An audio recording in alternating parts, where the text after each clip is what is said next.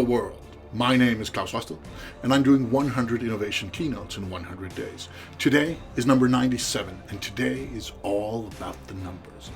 Now technically, it's not the numbers of the 100 keynotes, it's of the 97 first ones, and to make it even worse, it's actually only of the 96 first ones, but that doesn't sound as cool, so we're going with it. I wanted to have this be part of the 100 keynotes, and my goal was to share some numbers. Okay? More importantly, some insights connected to the numbers. We'll see. So, it's going to get long-haired. It's going to get crazy. It's going to be weird. I hope it's going to be fun. Are you ready to get deep into numbers land? I'm assuming a yes because this is a one-way thing. I'm just looking at a phone recording, right? First point, I could have measured a lot more. This is actually very little when it comes to measurement. And second is the measurements, they don't mean that much when it comes to it. More on that later. Now, I'm going to show you the master sheet. I'm going to put on a video and I'm going to show you, this is my kind of data repository.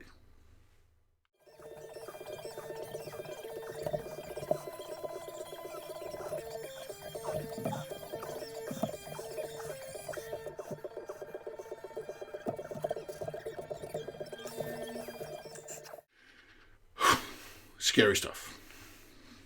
Let's get started on the fun part. First off, a few facts. Number one, I've only looked at LinkedIn for this. I could have looked at YouTube. I could have looked at some of the few Facebook posts I've done, but I only looked at LinkedIn. So there's no YouTube stats this time. There could be, but that's a different time. The four things I've counted are 1, posts, 2, views, 3, likes, and 4, people. No more, no less. Could have counted length, for example. That would be an easy one to count. I did not.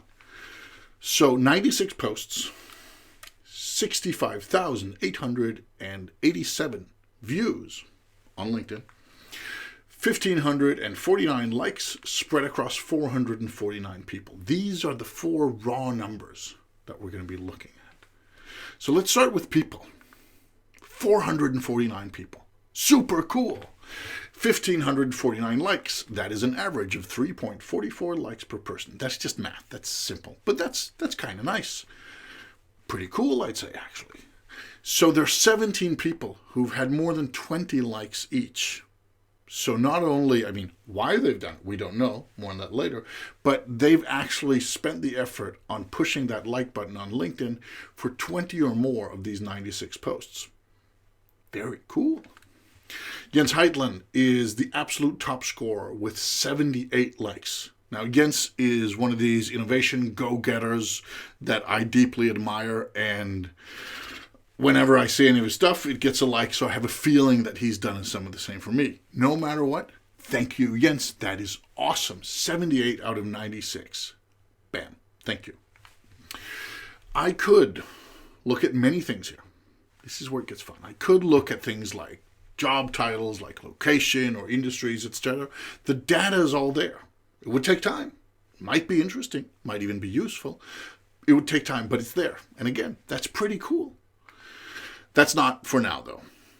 This is going to be long enough even without that. So now, let's look at posts. This is where it gets interesting. The people part, simple, with the possibility of diving deep into that iceberg or under that. I don't know how you like the metaphor. There's much more there than what I just showed, but it's reasonably simple. Let's look at the posts. On average, the post got 686 views. Remember, there were 96 posts. 686 views and 16 likes. Okay, well, that's nice, right? The minimum likes was 3 for number 21. The maximum was 40, ironically, for post number 1. So the first post I did when I said, I'm going to do this thing, that was the one that got the most likes. Now, likes, of course, are not the only type of engagement on LinkedIn. Comments are also a thing, shares. But likes are one way of measuring. So that to me was a little bit interesting, that there was nothing that didn't get at least 1 like, or at least 3, and one of the posts got 40, and that was actually the first one. Views. Now that was weird. Minimum views, 41. maximum 7,445. It's a huge difference.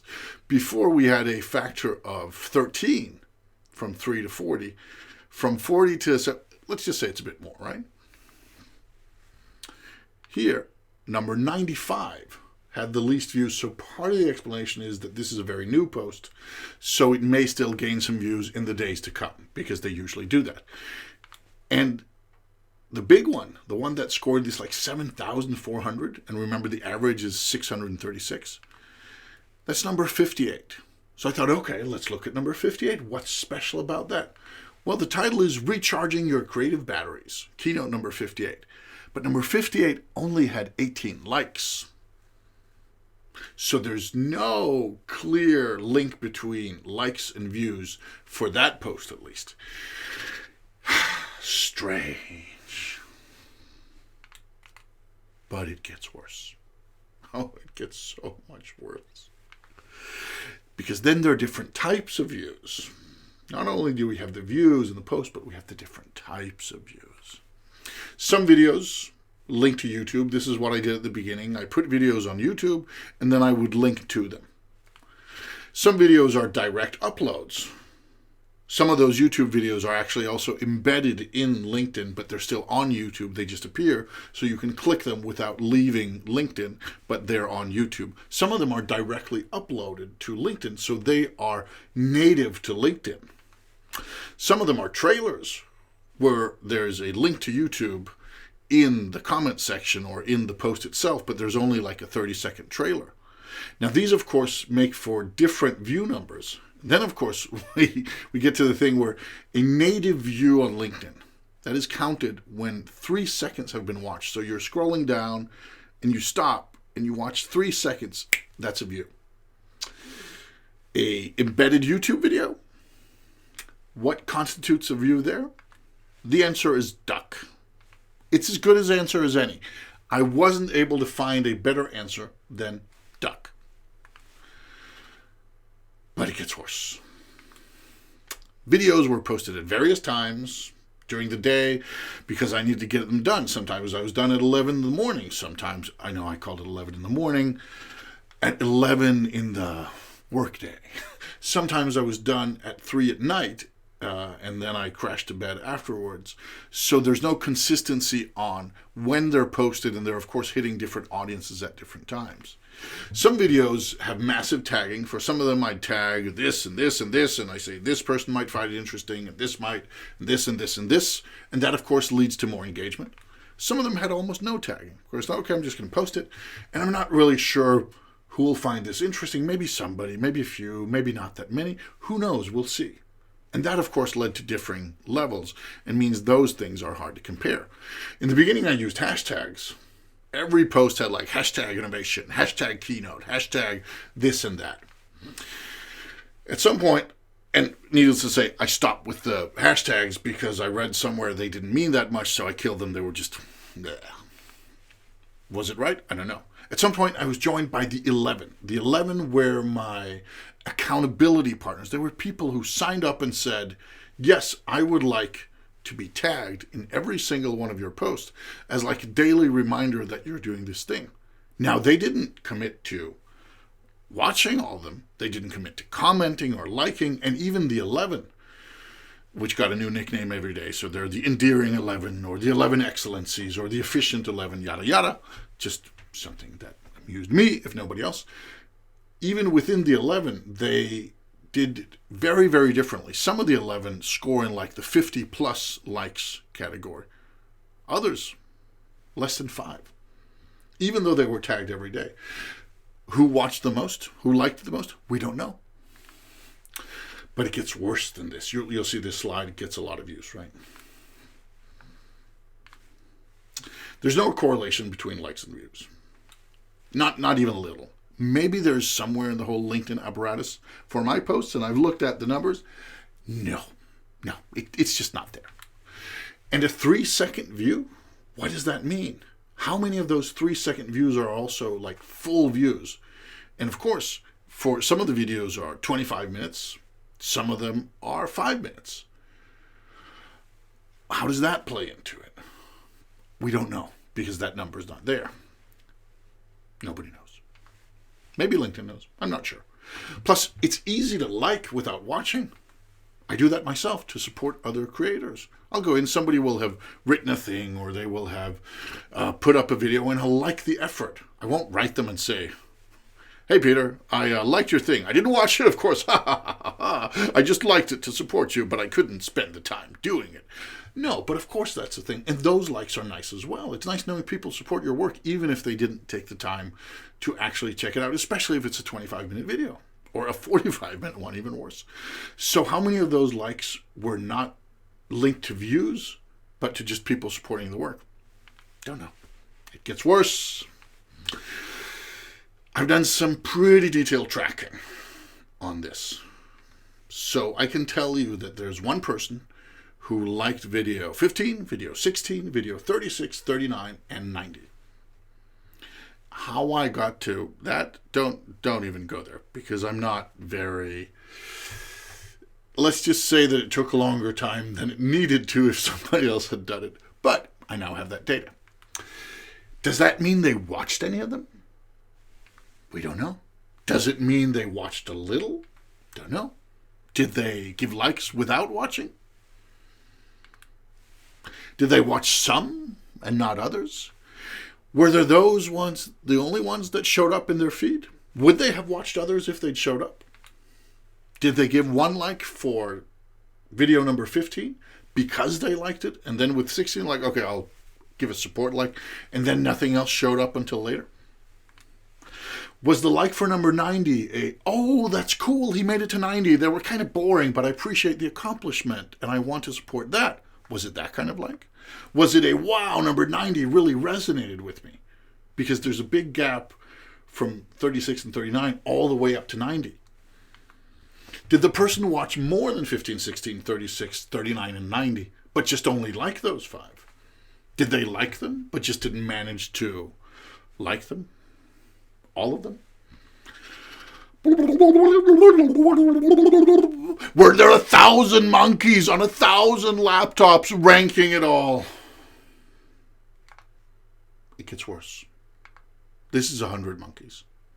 2, 3, 4, 5, 6, 7, 8, 9, 1,000 monkeys. And what about the laptops? What about the laptops for the 1,000 monkeys? It gets worse. Okay, it actually doesn't. I'm done with that monkey bit. I felt I needed to go there, not for your sake, but for mine. It's over. We're done with that. It's enough with the monkeys. My point stands. It's so easy to measure stuff. It's also tempting to mix up numbers that don't deserve to be mixed up. I could easily treat those 65,887 views on LinkedIn like just one number. Easy, because that's how it's formatted right now. But the reality is, it's a lot of numbers. And if I want to scrape the data kind of like a grapefruit, it's a lot more different kind of numbers. And we do this. When I say we, I, of course, try not to, and I know most of you do as well. But it happens that this sort of thing happens to make clients happy, because clients love numbers. Hell, we all love numbers. I've seen this happen. I've seen it happen so many times. And one of my favorite examples was when we got one of my favorite examples was when we got a 30-page report, like a marketing report. And it was like, oh, and this number, and this number, and this number. It's like, okay. And at some point, I looked a little bit deeper at it, and I realized all of the numbers in this actually came from 5 numbers. So it's a little bit like, Klaus is 181 centimeters tall. Next page. Klaus is 6 foot tall, maybe 5'11". Next one. Klaus is 1.81 meters tall. Klaus is as tall as 6 A4 sheets and a little bit. It was the same data. It was just kind of blown out to make it look bigger. And when you take that sort of approach and you combine it with mixing numbers that actually don't belong together, then you get reality. Yes, numbers are cool. Numbers are lovely. They're fascinating. They're tempting. The actual learning gained from something like this is often a lot less than what we wish it was, what we believe it was. So what's my key point? My key point is be skeptical of your numbers. Just because something is easy to measure doesn't mean that it matters. The things I've measured here, the things I've looked at, the things I've spent way too much time assembling this data, they don't necessarily matter. They don't matter for how many people I'm actually impacting. They certainly don't matter for what my paychecks look like. They don't matter for what kind of gigs I land. There's no correlation there. Orange to oranges, it's not the same as orange to apples. But the truth is, oranges to oranges is also not even necessarily useful because there are many types of oranges. The important thing to me, and this is one thing that is beyond doubt, beyond question, 449 people cared enough to like at least once. And I know some of you will say, yeah, but how many of those were Russian spam bots class? Fair enough. 449 people, of which we assume most are real people, cared enough to like at least once. To me, that matters. And 100 and a few more cared enough to like at least 3 times. To me, that means there's 100 plus potential conversations that I can initiate. Now, that doesn't mean they're going to lead to sales. I'm not saying these are 100 plus potential leads. They may not lead to collaboration. They may be something where if I write the person and say, hey, you liked a couple of talks, how do you feel? Do you want to chat? They'll say, no, I like the talks, but dude, I don't have time for random conversation. And that's fair. But at least they're there. And that's something. It's something, well, it may not. I was about to say something.